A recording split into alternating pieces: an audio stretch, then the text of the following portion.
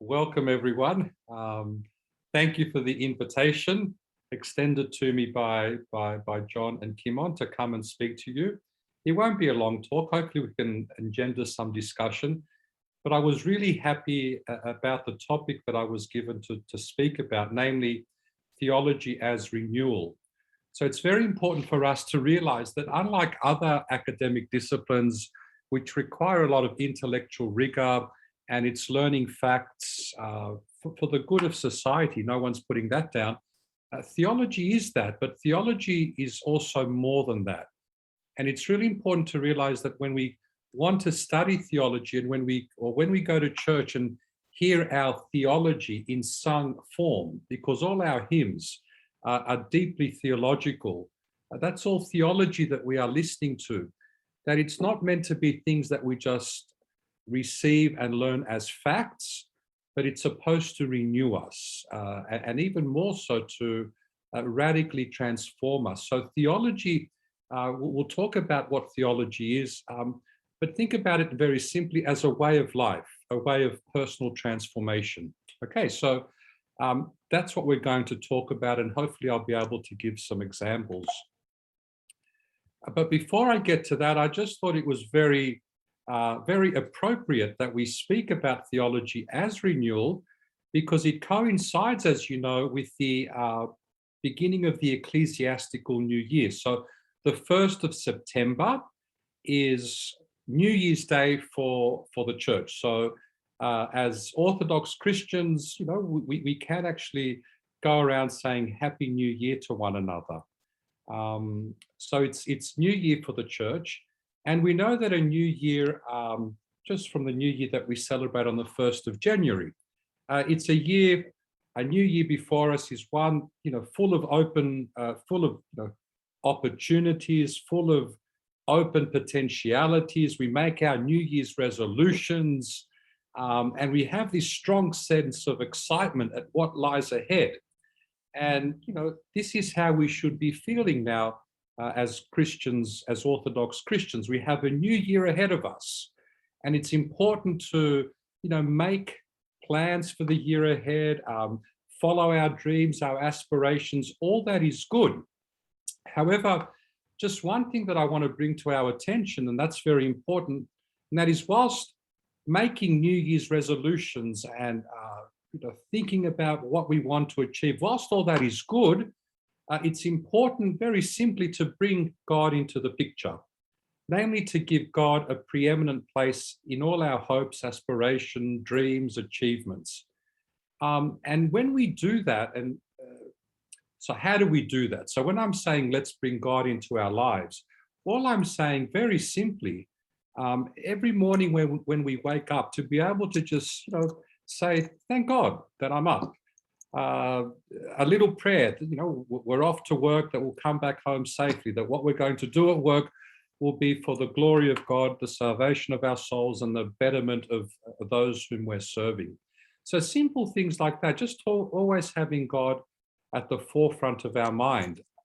Now, what this does is it gives birth to a sense of gratitude within us, because we know that, you know, we bring God into the picture, and then we're grateful to God. So we begin to nurture within us a sense of gratitude and a grateful heart. And that's very important. If we read the fathers of the church, a virtue which is often spoken about but often forgotten about is the importance of gratitude. Just being grateful not only to God, but to one another for everything that we have in our life. So gratitude is a huge virtue. Bringing God into the picture gives birth to this sense of gratitude, a grateful heart. But bringing God into the picture, especially at the beginning of the new year, as we make our New Year's resolutions, it gives us the opportunity to even see our failures as something allowed by God to make us better people.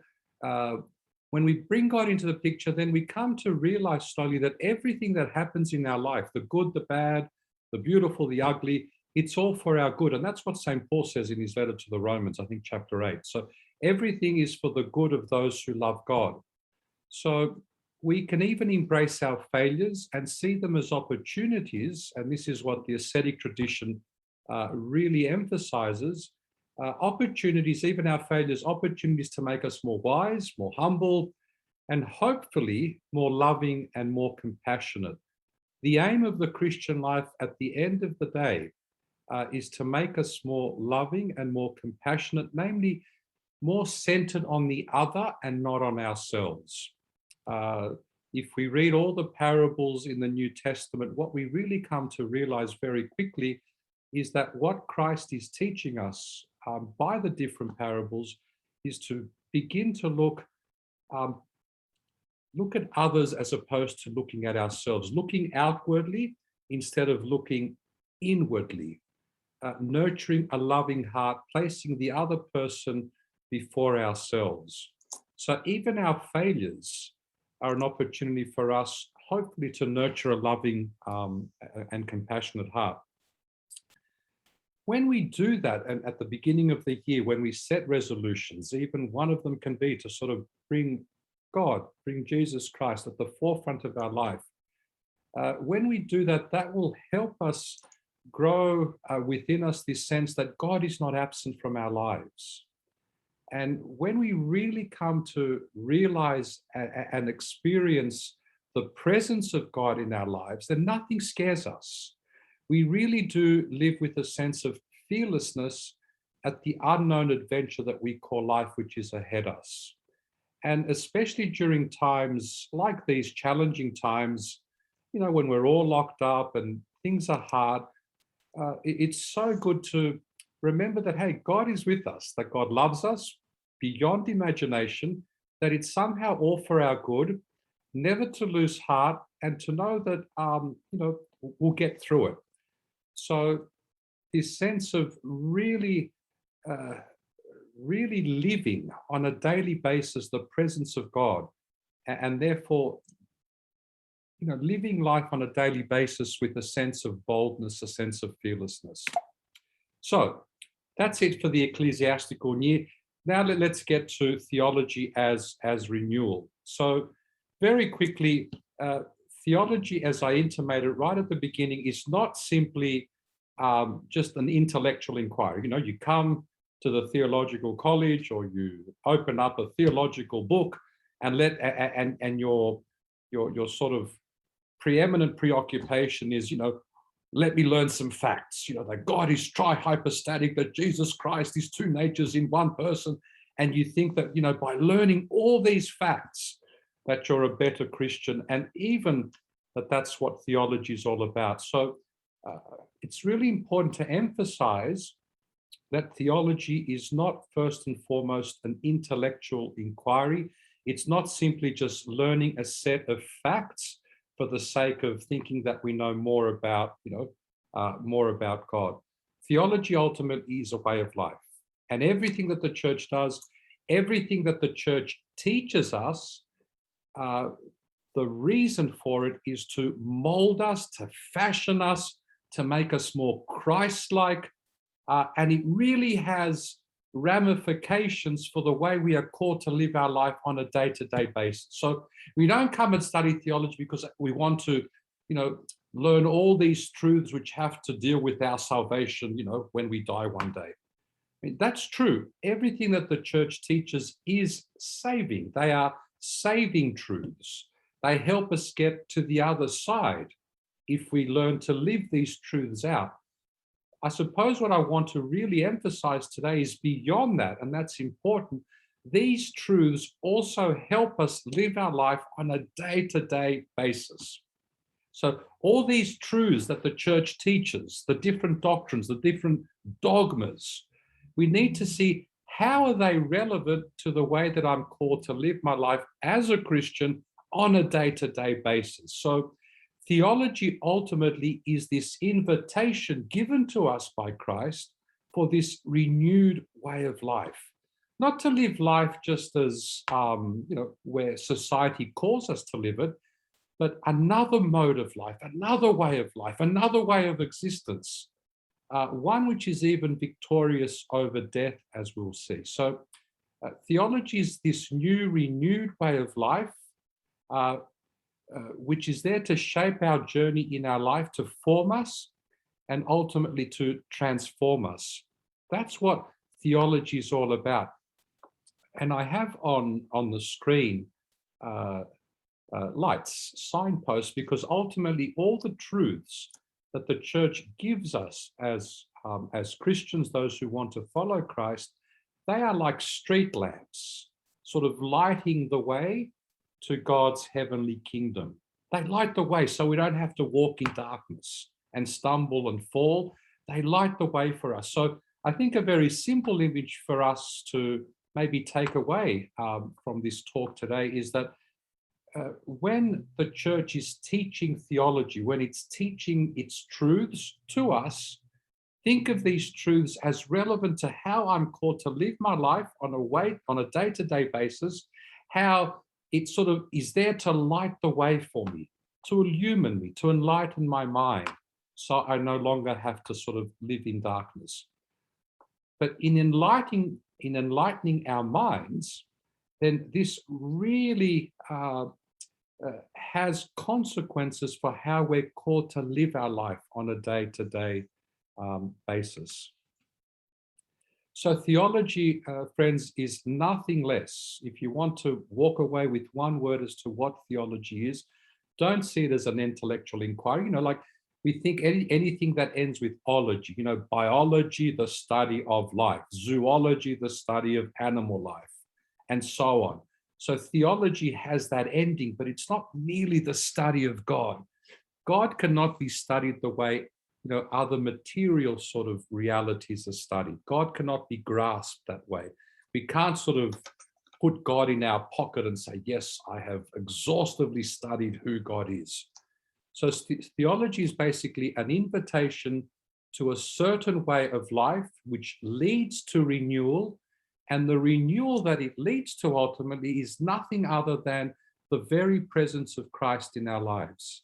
And that's why I say here that theology, if you need one word to sort of think about, what theology is to take away, think of theology as an encounter that we are given as a gift by Jesus Christ himself to come to know him, but more than just simply to know him, to become one with him. And that's amazing. Just think about that. So it's not just, yes, I come to know someone, but I'm still at a distance. The invitation that Christ extends to us is to know him so intimately that we become one with him. And think about it when we're called to come to church. And of course, now with the restrictions, we don't come to church, but let's not forget that St. Paul talks about household churches. And if we seek the Lord, then we have the church at our homes, like the household churches that St. Paul talks about. So theology is this encounter, this seeking the Lord. You'll note that when you come back to church, that every time we have the blessing of the 5 loaves, the chanters at the end sing a beautiful verse from the Psalms. That's the rich became poor and when hungry. So the rich ultimately became poor and went hungry, but those who seek the Lord will not be deprived of any good thing. Those who seek the Lord will not be deprived of any good thing. So bringing God into our lives, then we sort of really become more grateful for what we have. We become more at peace with ourselves and just happier people. It really is the case. So theology is seeing it as a way of life. So now what I want to do, and I don't know how much time we have, but I'll spend another maybe 10 minutes, John, if that's okay. So just to give you 2 examples, 2 doctrines that you'll all know about, but I really want to sort of flesh out the implications that they have for our day-to-day life. So we know, say, for example, the very first line in the creed. Okay, we come to church, we say it every time we're at church.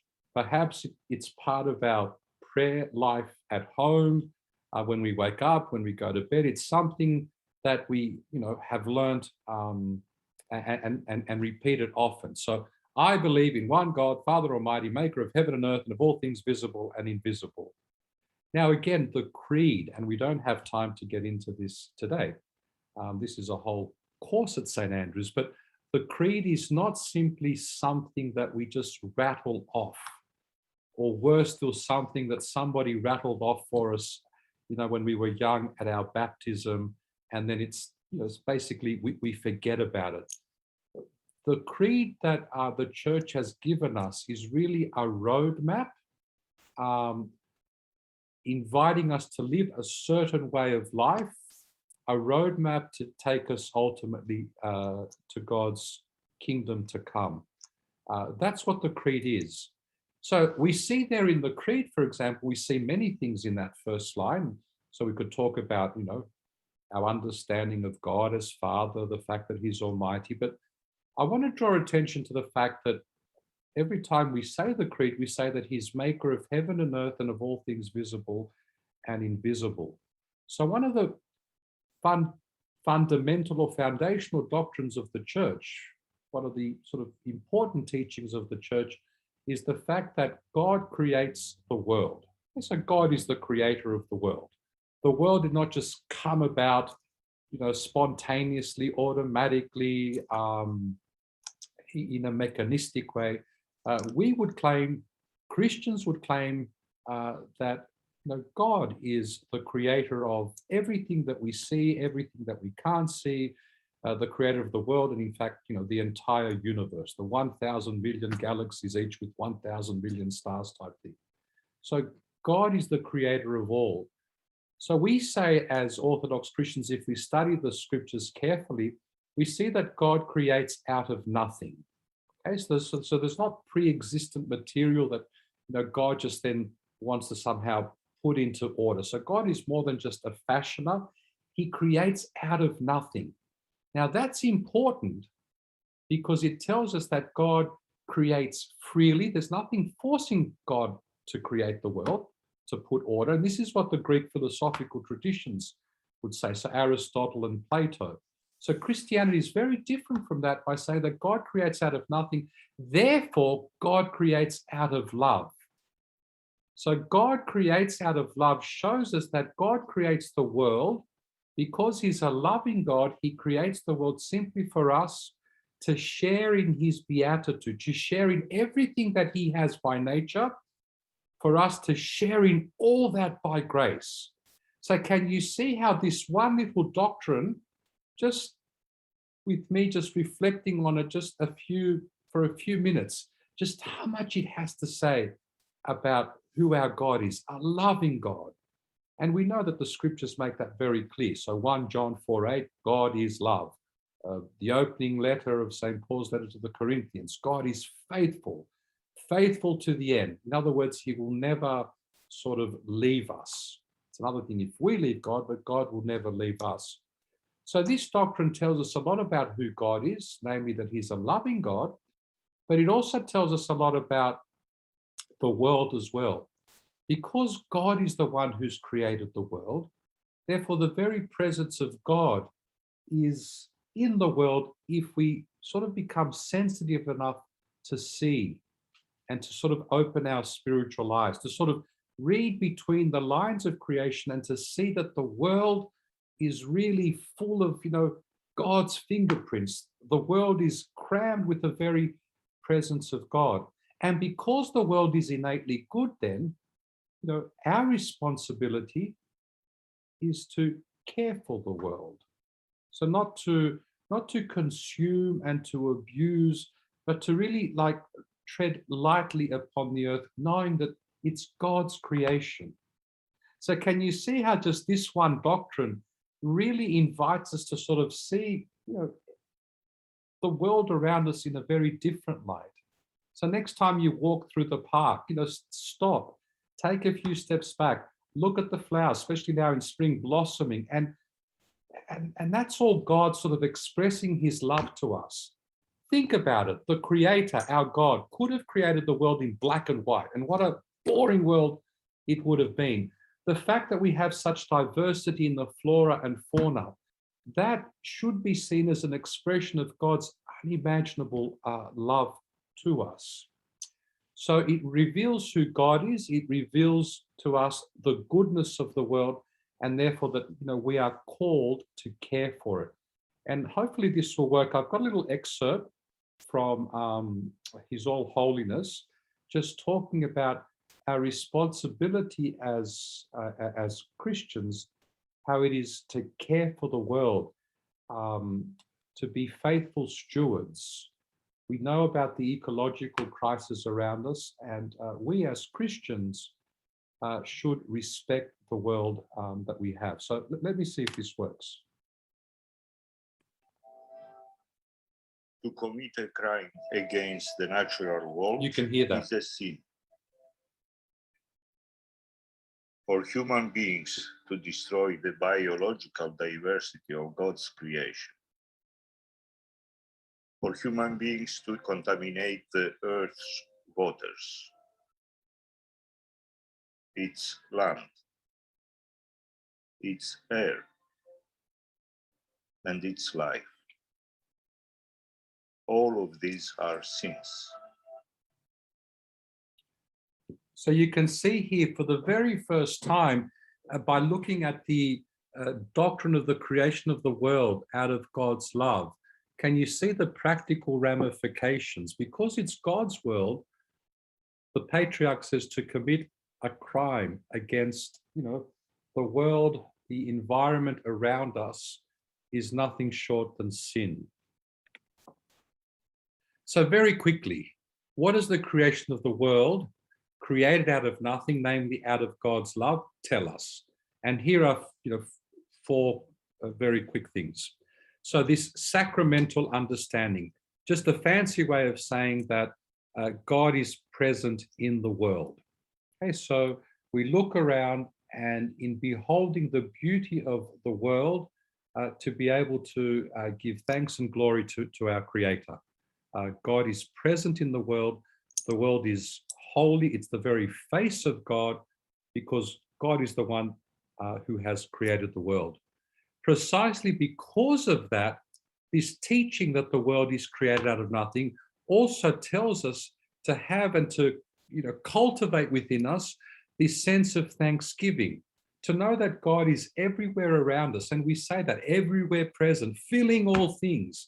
To really know that God is, in our midst, is surely to sort of have this spirit of thanksgiving, and the saints of the church would basically simply just walk outside, be just overtaken by the presence of God, and just say thanks be to God for everything. So it's cultivating this Eucharistic Eucharisto, this spirit of thanksgiving. Knowing that it's God's world, it's trying to do our bit as well, to reduce consumption, to tread upon the world lightly is what I have there. And then in a little poem there, written by the late Archbishop, which I can't see, it says something along the lines of, collecting shells on the beach, you shake hands silently with your Creator. So just think about that. Next time you were allowed to go for a walk down to the beach or the park, so just bending down and picking up seashells, to the extent that God is the one who has created even the least speck of dust, the last blade of grass, then we are communicating with God Himself. Now, the second one, and I'll be very quick. The second doctrine, a very important teaching that the church has, is that all of us, all human beings, not just Christians, not just Orthodox, every human person is created in the image and likeness of God. That's important. So every human person, even those that we may sort of look around and be tempted to judge very quickly, we need to remember that every human being is an image of God, and therefore every human being is an epiphany of God. In other words, very practically speaking, walking down the street, and being able to see in another person the very presence of God. And there's a story that, the simple monk once said, and I don't know if I've shared this with you, but I share this often. There was a monk giving a talk to a group of children about his experience in the monastery, and then he asked for questions, and one of the children said, "Father, have you ever seen God?" And the monk said, "Yes, I have." And the child said, "So what does he look like?" The monk turned around and said, "Well, he looks just like you, and just like you, and just like you." So the fact that we are created in the image of God, we are similar to God, we image God, we reflect God. And St. Paul in his letter to the Colossians says, and gives a further sort of nuance to what it means to be created in the image and likeness of God, talks about Jesus Christ as being the image of God, and therefore we are created in the image of Jesus Christ. So we are therefore called to become Christ-like. Who we are as human persons, so and I have there on the slide the word in Greek for human being. It's anthropos, which etymologically speaking comes from two words, the word ano and throsko, which in classical Greek means ano means upwards, and throsko is the ancient Greek term for I look. So the word in Greek for human being, anthropos, etymologically speaking, means a creature who is called to look upwards. That's who we are as human beings. So in the same way that biologically speaking, I don't know, we need to breathe in oxygen, otherwise we'll die. On a spiritual level, we need to somehow connect ourselves with Christ in order to live the life that Jesus Christ wants us, which is a life even beyond death. So we're called to become Christ-like, but even more than just like Christ, to imitate Christ, one with Christ. And every time we come to church, that's what happens. We really become the very body of Christ, intimately united with Christ as our head. When we take Holy Communion, we are promised that by Jesus Christ himself, that he will abide in us, that he will remain in us. We take Christ within us. So the whole point to this teaching that we are created in the image and likeness of God, what that tells us is that our life here on earth, if we really want to be happy, really within, not anxious, happy, peaceful, joyous, we need to align our life with that of Christ. And we see that Christ himself did that as well.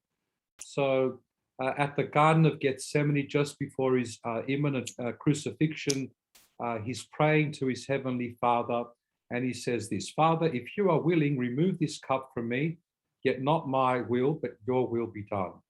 So Jesus Christ himself teaches us to somehow learn to say, your will be done. So not my will ends up being destructive, leads to death, but following the will of Christ, who is, the author of life, following his will not only liberates us from our own sort of self, beyond liberating us, giving us this sense of freedom within, it gives us the gift of life beyond death as well. And I have there just very quickly a beautiful little quote from Archbishop Makarios, who, in reflecting on what it means to be created in the image of Christ, this is how we should be feeling, he's saying. "Remember when you were younger, how you would run after someone trying to catch them. You would keep your eyes firmly on the person you were running after. You wouldn't look left or right, but straight ahead at the person in front of you. This is how it is with Christ." So focusing our life on Christ. Now, that means if we're going to follow Christ, that Christ is crucified. So it's through crucifixion, through dying, that he resurrects as well. So it's us as well learning to live this paradoxical life that when we're willing to deprive our will in order to do the will of Christ, that's when we truly live, that's when we're truly free. So St. Paul, in his letter to the Galatians, says, "Behold, dying, I live." And that's the paradox. In dying to ourselves, we find life, eternal life in Christ. So it's learning to die to this self-centered way of life, and learning to live for Christ, to live for the other, to live a loving sort of way of life. And that's what produces and gives birth to true life, even life beyond death. I think I've said it to you often, but it's learning to die to ourselves that we can live in Christ. And the monks who often say, you've got to die in this life, die to yourself. And think about it. If we learn to do that, then when death comes along, we will already have died to our own will, died to our own needs, given ourselves over to Christ. So even, death, the last enemy, would just be for us a longing and a passage to sort of meet the Lord, meet our loving Lord, whom we've hopefully lived our life, falling and sort of digressing, but learning to sort of, we've learned throughout this life to live a life in Christ. So even when death comes, it would just be a passageway for us to ultimately encounter Christ, whom we've longed for throughout our whole life. So even death would not be as scary as it often can seem to be. So you can just see from those two sort of doctrines that just very quickly I wanted us to reflect upon, just the ramifications and the consequences and how they sort of help shape our life on a day-to-day basis. John, that's all I wanted to say. I don't know if I've gone over time, but thank you for being patient. No. Next up is questions. If you would have, open mic questions, if anyone has any. Thank you very much, Dr. Phil. I've got my coffee, so I can sit here for as long as. I've finished. I'll know I'm no longer welcome when I sort of see, session ended. No. No. I'm in your hands for as long as you want. Can I start? No. Can I? Who's talking? George. Sure. And it's one I've thought about for a while, and you talk about dying to ourselves, and the monks, I guess, saying that in a way as well. I guess my question is, what does that mean a bit more practically? Because I guess I'm a bit torn between, we're created in the image and likeness of Christ. Therefore, there has to be that respect about ourselves as well and our lives. But then we talk about, I guess, that sort of, giving ourselves up to Christ. So yeah, there's a lot of echo, George. But if I've understood your question, I think you're saying, how do we understand this, claiming that we're creatures of God, therefore, special in the eyes of God, and therefore not walking around sort of feeling sorry for ourselves and what have you, but also then giving ourselves, and how do we do that? So there's no right answer, but for example, a married couple, like yourself, like myself, and like others here, it's learning to give, your will over to that of the person that you've, married. So not in the sense that it's usurped and what have you, but in the sense that you see the other person as the one that the church has given you to love, to sacrifice yourself for, in the same way that Jesus Christ sacrificed himself for the church. And in doing that, not only are you, nurturing and cultivating this loving predisposition, but surely the other person being loved as well comes to really see that as the greatest gift, that you're really putting that person before your life. That other person then's not going to take advantage of that, but they'll then respond by doing the same. So it really gives birth to this openness where it's not as though we lose ourselves and we think ourselves as nothing, but it's precisely knowing that this is what Christ did, knowing that we're wanting to imitate Christ. In doing that, we actually find life, because in just doing our will will ultimately end to death. Even our freedom, George, has constraints. So the image that I use at college often to describe freedom, the way society usually thinks, usually describes freedom, I say, think about going into a supermarket and think, I'm free now to choose whatever coffee I have, and my wife doesn't tell me you got to buy this one. Okay, so I can choose whatever I want. But think about it, that's predetermined by the number of different coffee brands that are out there anyway. So, wow, you're free to choose 10, 20, 30 different, if we're going to use the example of coffee. But the freedom that Christ gives by giving yourself to the other person, the freedom that you get back in return is the freedom even from death. And there's no greater gift than that. So it's learning to already die to yourself. So when death comes along, you've already given yourself over to the other, to Christ. You've already found life. And that's what St. Paul says when he says, behold, I die, yet I live. Joy has come to us through the cross. But that's hard to understand, because life today says, look after your own needs, step on the other person so you can climb the corporate ladder.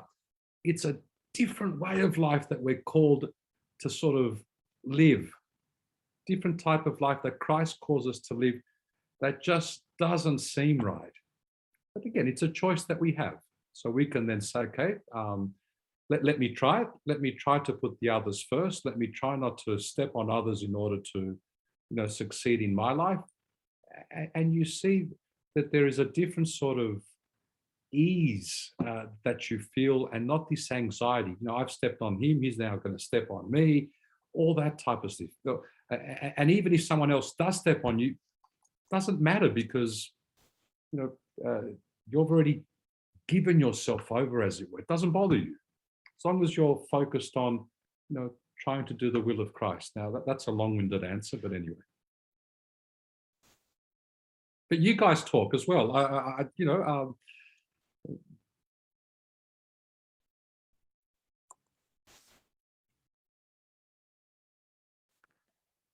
have a question on that.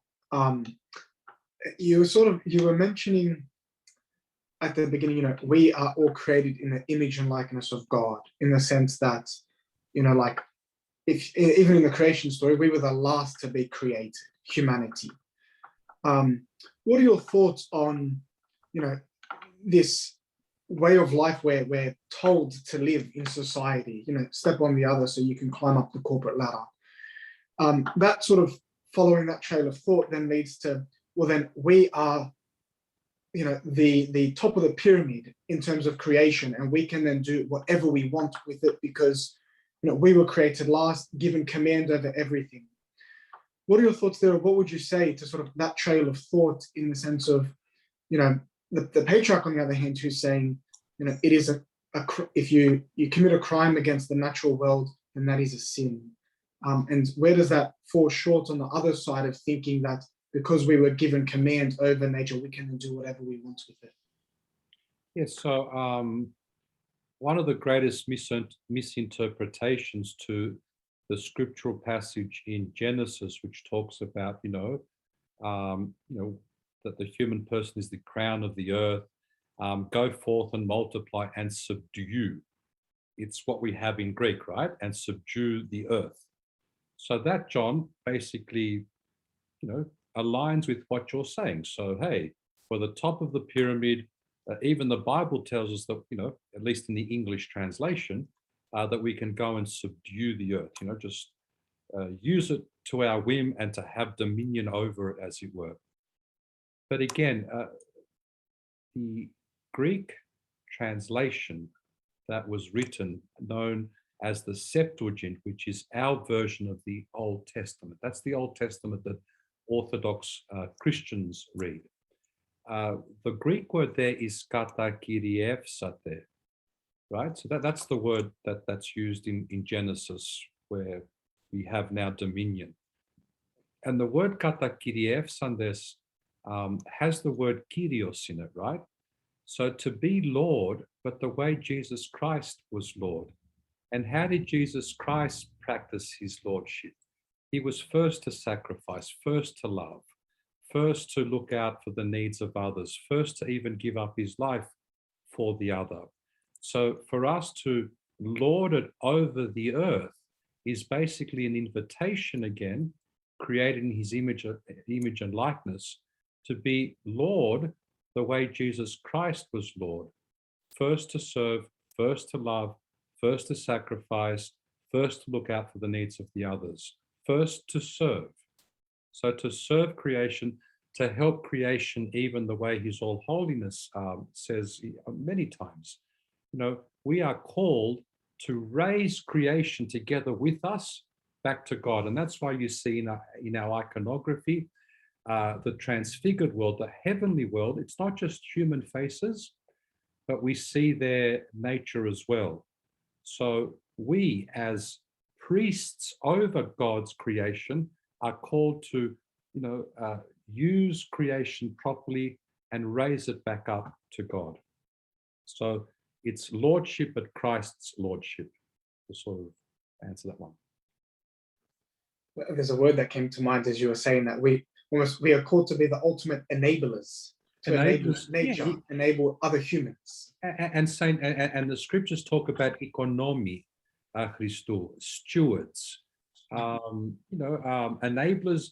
The word economos, ecos, nomos, law, house, to sort of facilitate the laws of God's world, to enable God's world the way God intended it to be that way. So it's a sense of accountability and responsibility as opposed to just using and abusing.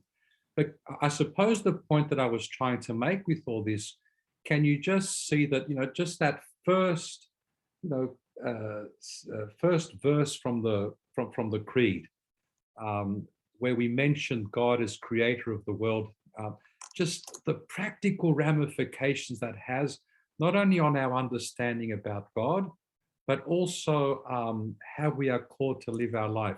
And that's why the late Archbishop used to say in class that, hypothetically speaking, had we lost everything in Christian literature, the Bible, the patristic fathers, the liturgical texts, the liturgies, had we lost everything, but if what remained to us was the fact that God creates the world out of nothing, that would be enough for us to be able to come up with an understanding of God, who we are, God's relationship with us, and our relationship with God.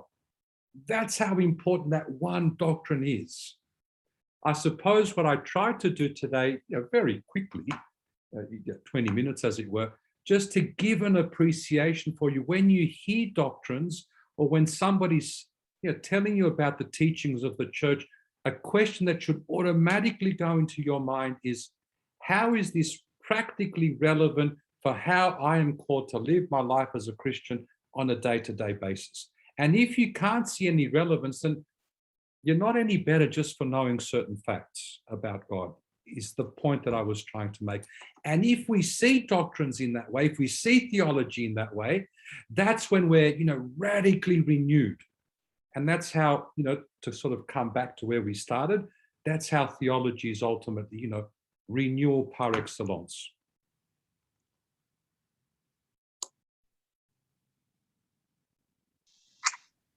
Are there any other questions? Maybe just, sorry for the noise, Dr. Phil, thanks for the enlightening talk.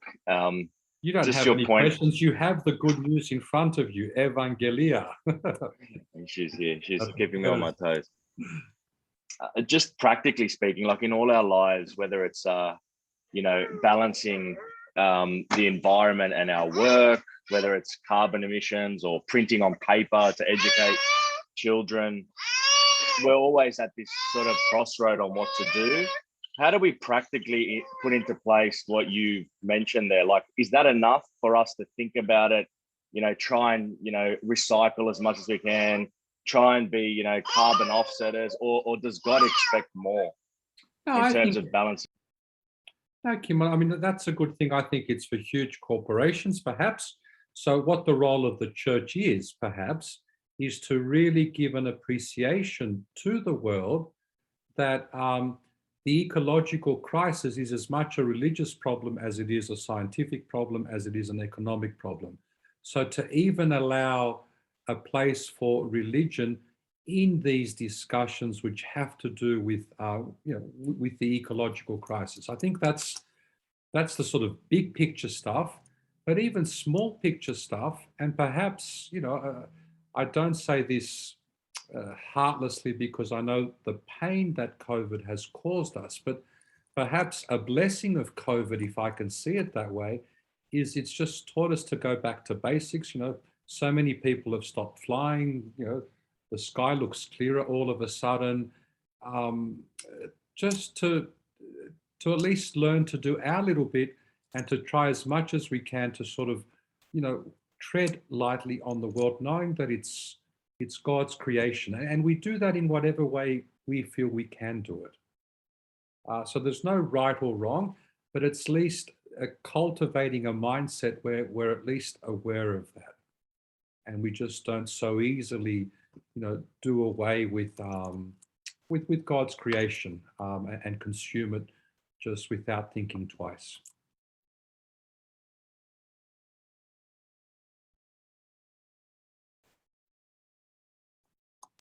Thank you. Makes sense.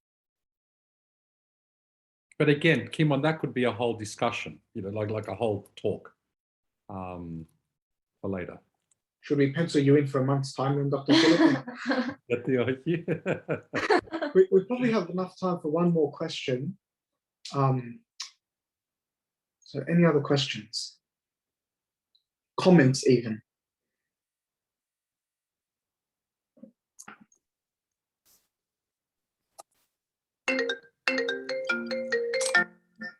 I want to leave it for other people, but I do have another.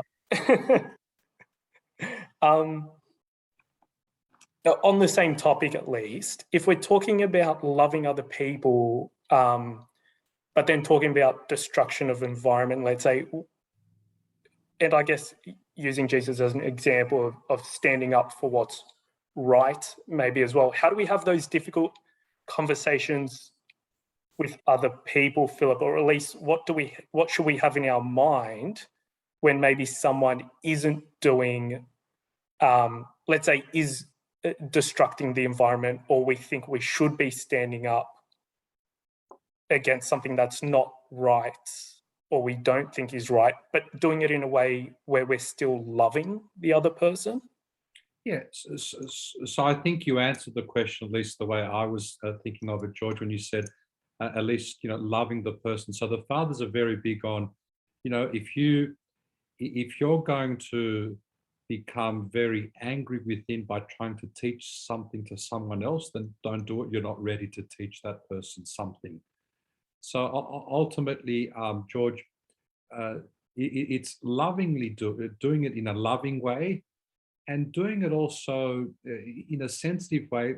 We're not there to sort of, as it were, Bible bash or try to get our point across. Perhaps a more convincing witness is letting others see the way we live our life, and our silent witness, our silent example is more persuasive than all the words that we might want to use. Now, I suppose we should always be ready to give an account of the hope that is in us, as St. Paul says. But that's different. So being asked for you to be ready and not ashamed, to give an account of the good hope that is in you in a loving way, speaking the truth in love, St. Paul says.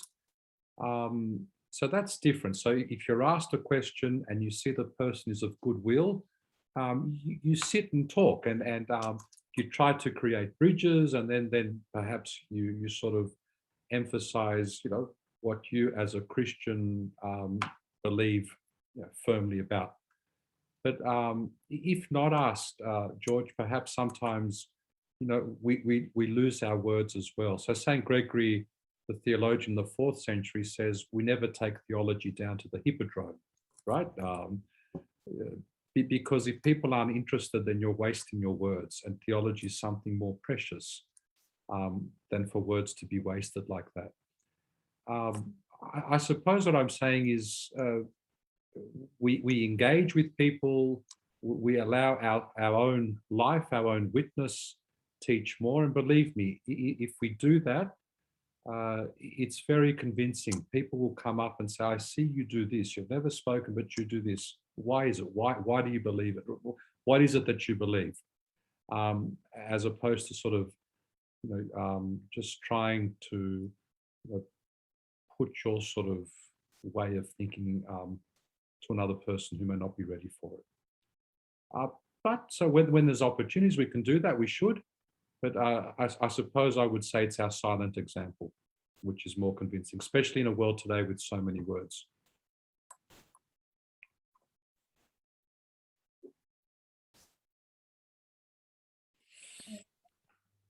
Okay, on that note, it is 12:30, so I think we'll pause there. Thank you very much, Dr. Philip. Dad, I'm not sure if there's anything you want to add in terms of things that are happening at the parish as final comments, remarks. Okay. Well, first of all, thank you, Dr. Philip. Thank you to all of you. Happy Father's Day to everyone. And on Wednesday, we have we celebrate the birth of Panagia.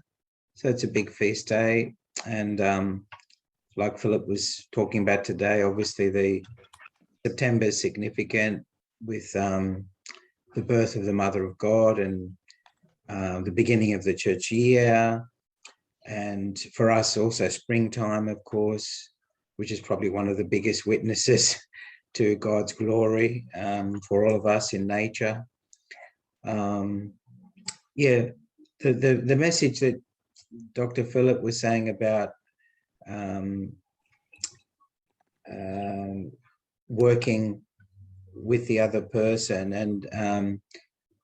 and we as human beings have a primacy of service.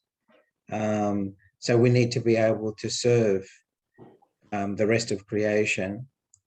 First, of course, we need to focus on our own salvation and our own sanctity, and I suppose that's why the saints becoming a saint.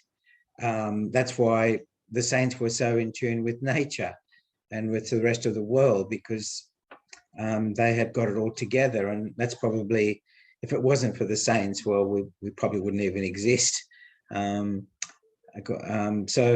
and also I was just thinking in terms of marriage, it's often misinterpreted,